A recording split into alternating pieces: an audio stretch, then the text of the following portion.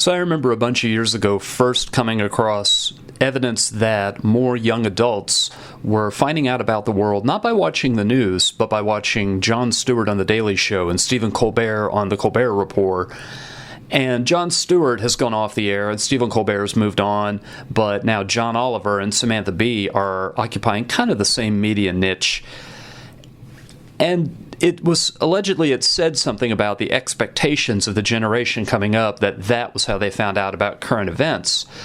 But it was something that I had already seen happening a few years earlier when I lived in another part of the country. On Wednesday evenings, I would go and help out at my church's youth group. And one May, as we were coming up on Mother's Day, the youth pastor, while waiting for the kids to arrive, gave them a job. The ones who came in early gave them something he wanted them to do. He said, I want you to make a note or a card for your mother for this Sunday. And then he had to go take care of some things. He left me as the adult in the room to make sure that things didn't get too out of hand. And I said, hey, I have a challenge for all of you.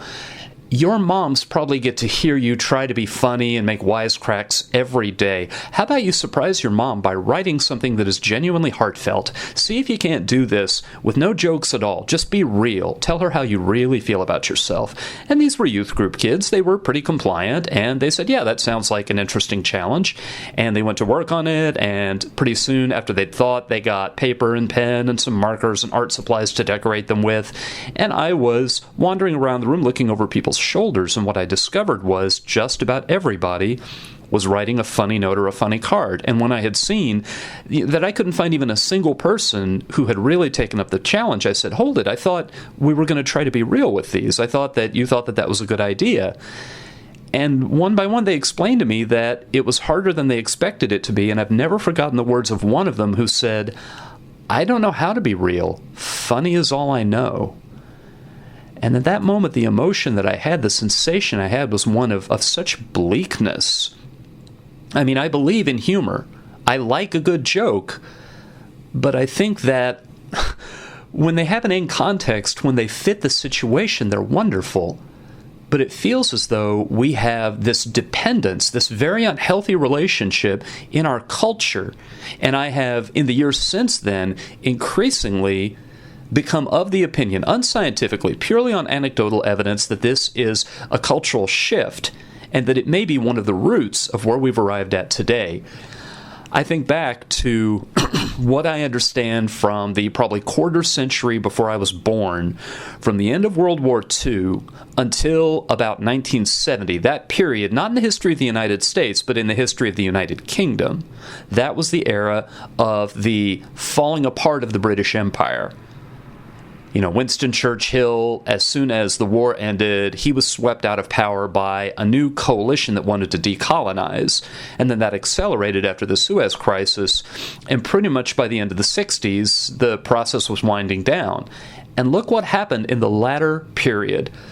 They became artistically just explosive. I mean, that's the period of the Beatles, the Rolling Stones, and the Who, but it's also a period where British comedy became some of the most powerful, indelible, unforgettable comedy, and the most surreal and the most transgressive, the most subversive comedy. And much of it was about taking institutions that had occupied such a big place in the identity of someone from the United Kingdom, things that were sacred, things that people shared belief in, taking those and mocking them, making fun of them. Monty Python's Flying Circus in particular, they'd have Graham Chapman walk on as the general and say, stop it, too silly. And those institutions were the ones that they did the most laughing at. And the speculative explanation I have for it is, in one generation, in the time it took for someone to go from a baby to a young adult, they had gone from very, very powerful and very much feeling both their responsibilities and their potential to feeling that both had shrunk so far that they were now powerless in a world that at the time seemed very, very frightening, very threatening. And I think that maybe the United States has been waking up to some of those realities as well, and that we may be leaning on comedy as a form of therapy. We may be turning to comedy as a way of coping in a way that is similar to what the British were doing, what the English were doing, and I know they're not the same thing, at the end of the 1960s. And my sense today is I think that our culture has a very unhealthy relationship with humor. I think that humor has far too big of a place in how we assess attractiveness. What is a woman like in a man? A woman loves a man who can make her laugh. I think that we think of humor as too much of a measure of intelligence. You know, Dorothy Parker once said, "Wit has wisdom in it. Wisecracking is just calisthenics with words." And I'm not sure we can tell the difference anymore.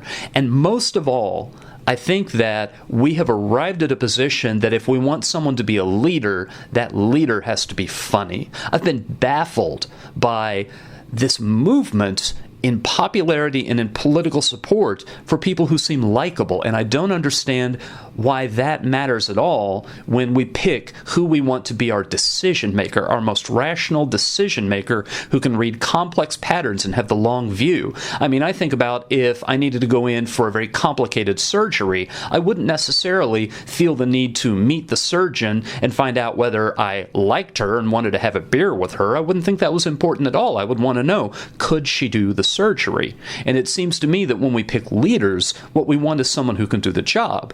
But what we've been doing is we've been picking people who are funny. And so we have presidential candidates go on Saturday Night Live repeatedly. And the thing about that is humor has this very, very strange effect on us. It has this camouflage. In the same way there are a lot of insects and other life forms in nature, they have a camouflage that they can show to predators that makes them look more threatening, more powerful than they are. Humor has a camouflage as well. Making a truly funny joke feels to us as though it should be an unleashing of power, but it really, really isn't. It feels as though it is somehow yanking the veil away from something that we haven't understood before, but I'm increasingly come to believe that it's almost like the people who take LSD and feel that they've gotten in touch with the universe and they've understood the meaning of life. Well, no, it's just the drug in their system has made their neurons line up in kind of an odd direction, and so they have that sensation, but they really haven't come to any kind of insight at all, or at least not any insight that's going to last. There's a story Paul McCartney tells about having taken LSD at a party one night, and he was, oh gosh, he had just figured out the universe. He'd figured out reality, and he pestered someone nearby until they agreed to write down this secret that was going to unlock the whole universe. And the next day when he'd come down from his trip, he still had the piece of paper, and all it had written on it was, "There are 7 levels." That's it. That was the secret of the universe. And when he came down, he realized he hadn't really come to any kind of understanding at all. In politics in particular, years ago I taught a class, it was a special topics in humor and stand-up comedy, and we did one day where we did sort of a survey of what was available that was research-based about humor in politics. Some of it was a little anecdotal. It was from office holders who had used a lot of humor in their messaging and their stump speeches and so forth. And there was a warning. There was a warning that came from several people who had been kind of skillful at this, and they said, humor's good because it raises your favorability rating, but you have to be careful because the one funny line in your speech, that's the only thing they're going to remember.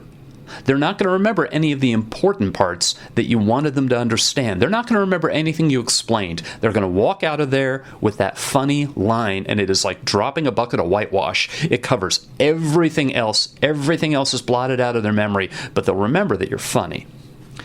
Now, I say all of this because, you know, we just got to the end of an election season where the people closest to me and my political beliefs aimed every bit of humor, all the firepower they possibly could as far as humor and mockery at Donald Trump. There's absolutely no joke they held back. There's absolutely no funny picture that they didn't Photoshop. The writing staff at Saturday Night Live did their best, with Alec Baldwin's help, to go completely over the top parodying Donald Trump. Didn't work. Did not work. And it reminds me that for the previous 8 years, people who are not as close to me in their political beliefs did the exact same thing to Barack Obama. Mocked him, ridiculed him, made jokes about him, lined up every bit of comic firepower they could, thinking this is going to have to expose his absurdity. People are going to have to see just how unsuited and unprepared he is for the office. And it didn't work. I haven't been able to track down the source for this, but I remember a number of years back reading about the Dilbert effect. I don't know if you ever read Dilbert. It's on the comics page. But Dilbert makes fun of cubicle life, life in corporations, corporate life, being in mid-level as an engineer or someone of kind of that rank. And some of the Dilbert strips are actually very, very funny. But the Dilbert effect was you cut out the Dilbert strip, you pin it up in your cubicle, and you feel like you've rebelled. And the same absurd, irrational working conditions go all around you. But because you put a Dilbert cartoon up, you're in the know. You're not fooled. And really what it does is it saps people's motivation to actually speak up in any way that would make any difference at all. And it feels as though it flows the exact same direction as slacktivism or clicktivism.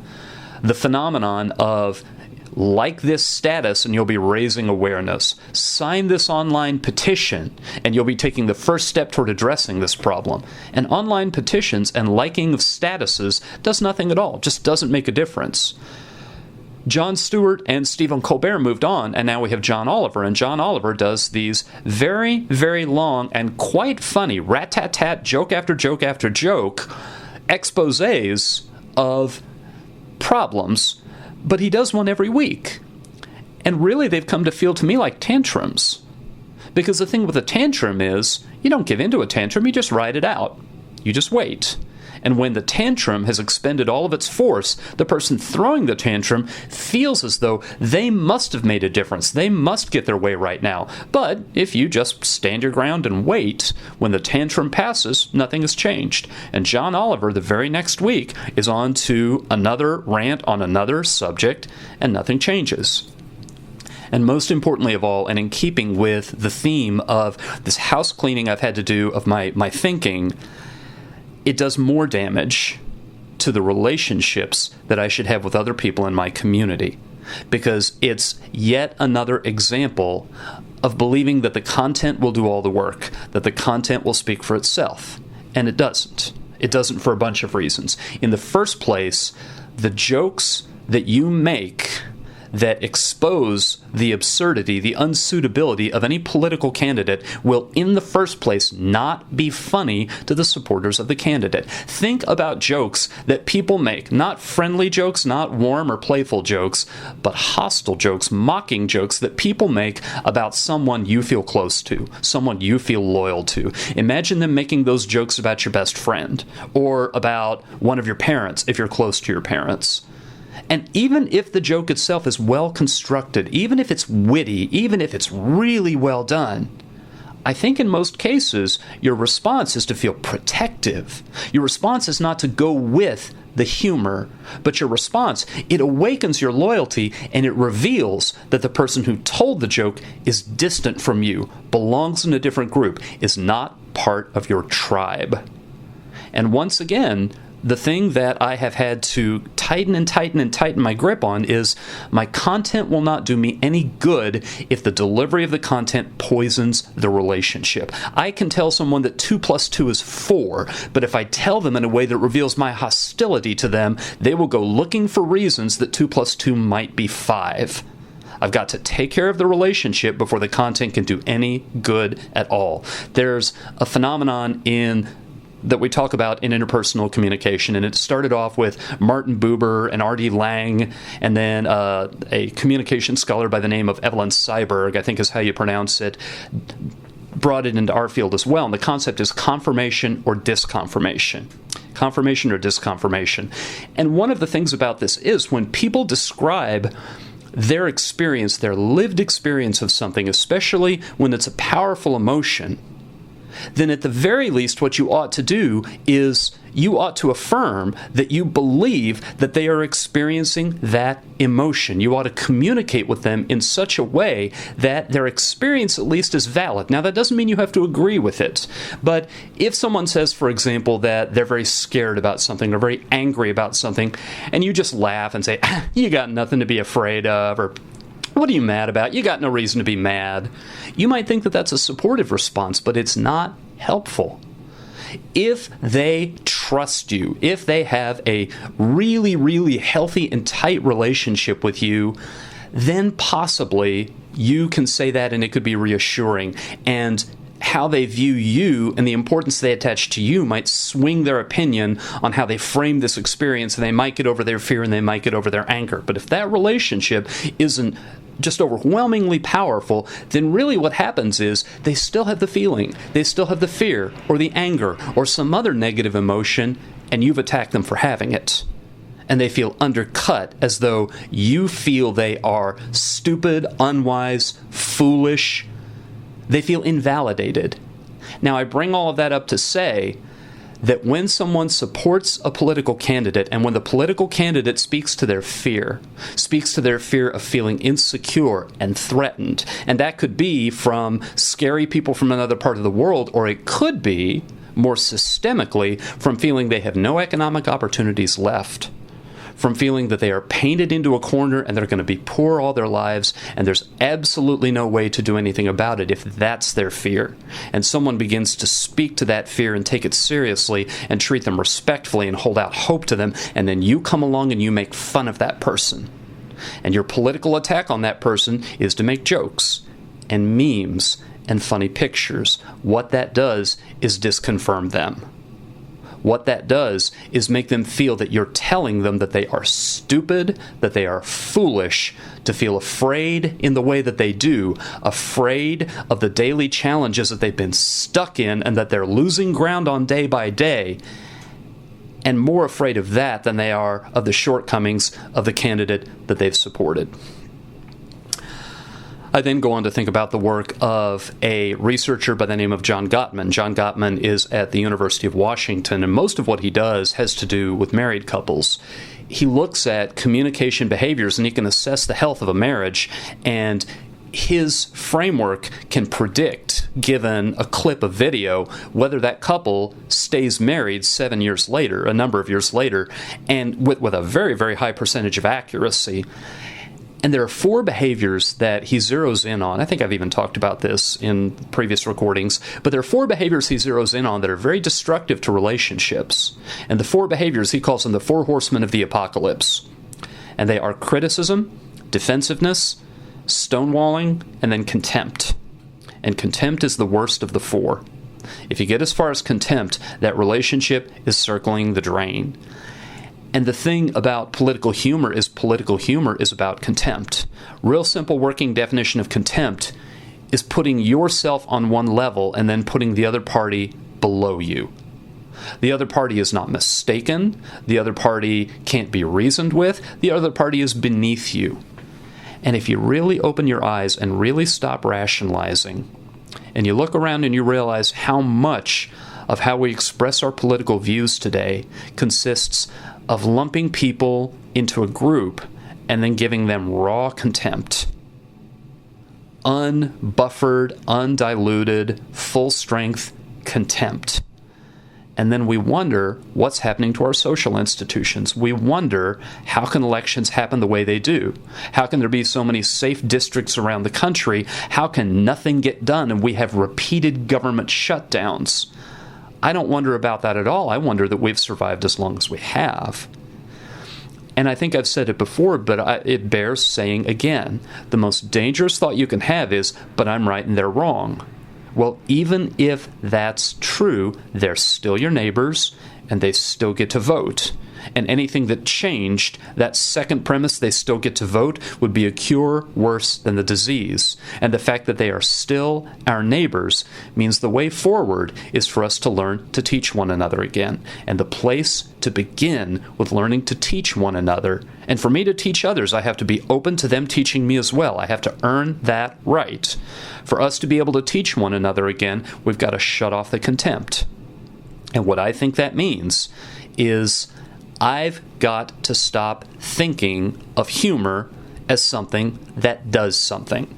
I've got to stop thinking of humor as a tool in a toolbox that I can use to solve problems, because it just flat does not work. I think that humor, compared to speaking sincerely and powerfully and with an earnest stance, humor compared to speaking powerfully, that this is something I actually, when I teach public speaking, I try to work this bit of lore into my public speaking class. I tell them, funny is easy, powerful is hard. Most people fall short of power because they settle for funny, because funny feels doable, but powerful feels dangerous. To speak with power, you have to open yourself up and make yourself vulnerable, because every time you speak powerfully, someone nearby can target you and mock you. And if they're good, if they're skillful with their humor, they might even topple you. Sometimes you have to repeat yourself a few times. Speaking powerfully, you have to be brave enough not to be discouraged when people mock you. I actually wrote a piece about this that ran in our local free weekly. And in it, I was in a slightly provocative mood, and I was writing for the readership of that particular weekly. And I said that I think that humor is to earnestness as masturbation is to sex. Because a joke makes a burst of pleasure, but then that burst of pleasure fades and leaves absolutely nothing behind. Speaking in an earnest fashion, speaking powerfully, that's how you bring something to life. That's how you build something that endures. Helping motivate people, helping move people. I don't think humor moves people. Humor makes an immediate hunger for more. It doesn't satisfy, it demands escalation. Every time it takes more to make us laugh. Whereas, speaking powerfully, if you can inspire people, people will pick up their own momentum. They will find ways to elaborate on the powerful thing you've said and keep the momentum going. As far as I'm concerned, I think that humor fits in a few situations. I think humor fits when people get together who already trust one another and already have a healthy relationship. And on that occasion, I think humor it's like spice. It can make the enjoyment, bring out the true, strong, rich flavor of that time spent together. But the thing about spice is, you don't sit down to a big bowl of spice. You don't sit down to a big bowl of garlic. And you don't sit down to something that is a couple of token ingredients just to hold the garlic together. You use the garlic to highlight what is real and substantive and nutritious if you're doing it right.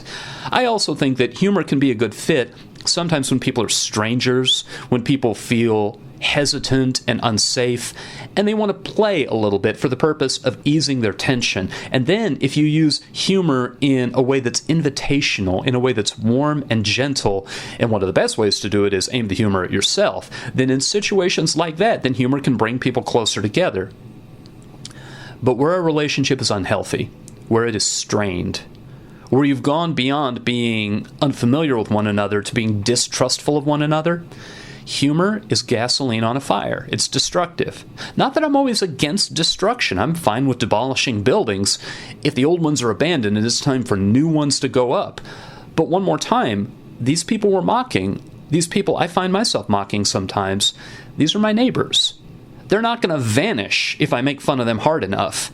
And they're certainly not going to change their minds if I keep making fun of them. It becomes less likely. I have less of an opportunity, less of an opening to teach or be taught, to be part of a healthy community. I think about the fact that there's the airport rule. When you go through airport security, don't joke. And that's because joking, by its nature, humor, by its nature, is not very friendly to being perfectly clear. If you explain a joke too much, you kill it. Humor very often depends upon ambiguity. As a matter of fact, there's a whole theory of humor about incongruity, that you begin a joke in one world and you suddenly discover that you're in another world, and it's that discovery, when it's benign, that makes a joke funny. And when I teach this concept in class, I have a joke about, I have to explain to students that there was a time when a lot of doctors would practice out of their own homes. So one day, this guy comes and knocks on the door of the doctor, and the door opens, and it's the doctor's beautiful young wife. And the guy who knocked on the door said, "Is the doctor in?" And the wife says, "No, come on upstairs." And so you start into that joke, and you know you're in one world. This is a patient who needs to see the doctor, and you wind up in another joke you wind up in another world where it pops into place that the wife has misunderstood the situation, and that's what makes it funny. Now that whole quality of humor, that if you're focused too sharply and you understand every detail, then the humor isn't going to operate right. Where you have people who already do not have they don't have a shared value system, they don't have shared premises necessarily, that's not really a recipe for how you communicate across that gap of difference. One thing that humor doesn't do is it doesn't translate across cultures very well. There's a story that Jimmy Carter tells from not long after he left office in 1980, after he was not reelected. He traveled to Japan on a speaking tour, and he gave a speech on a Japanese college campus, and they had warned him that humor doesn't translate very well, but he still wanted to start with this story, funny story he'd been told right before he left for Japan. And so he tells the story, and the translator translates it, and there's this big burst of laughter. And afterward, he's eager to discuss it with the translator and find out how did the translator make the humor translate. And the translator finally breaks down and admits that she said, "The president has just told a funny story. All of you laugh." And because political humor, you don't start off with a toehold in what these other people find funny because of how loyalty operates. I worry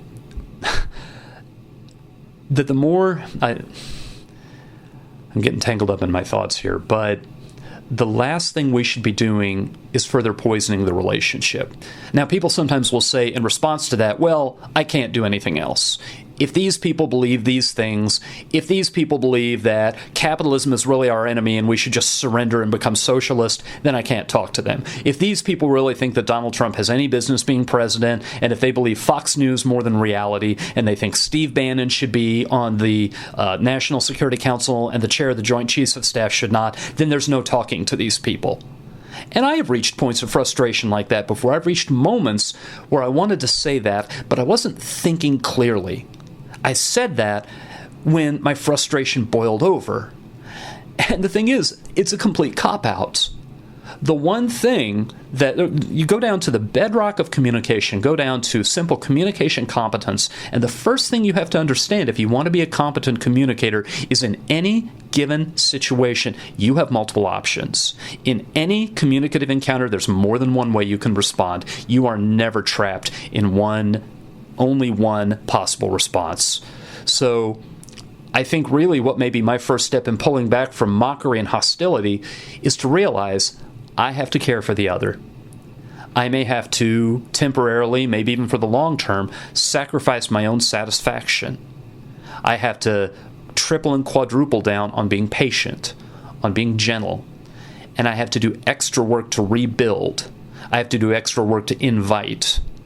I may have to make my highest priority, am I conveying respect for the other person? There's a future episode of this, I think, where I want to talk about how to argue with someone who's all the way on the opposite end of a very wide gulf of opinion, because there have been people in my study of argumentation, I've seen people who do it successfully, who find as much as they can of the opposing viewpoint to agree with, and then find parts where they can point out that there's more to it, there's complication. And when they've built confidence, when they've identified some shared ground, that's when the conversation can accomplish something. But so long as we think that humor is how you prove you're intelligent, so long as humor is how we show liking, and so long as we turn to issues where we feel strongly by making the most cutting joke we can. So this is one thing that baffles me in the last few seconds of this. I don't understand why people brag about being sarcastic.